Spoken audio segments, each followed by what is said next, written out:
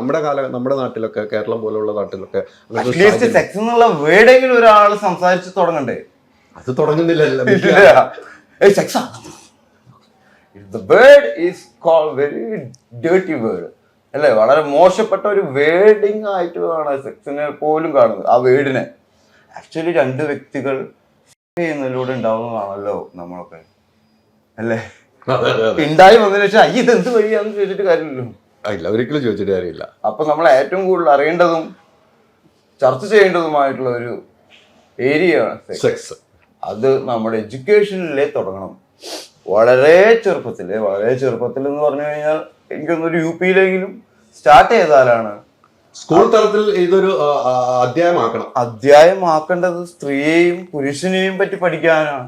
അവന്റെ ഓർഗൻസ്, അതിന്റെ പ്രവർത്തനങ്ങൾ, അതിനെ പറ്റി പഠിക്കാതെ റഷ്യൻ വിപ്ലവവും ഫ്രഞ്ച്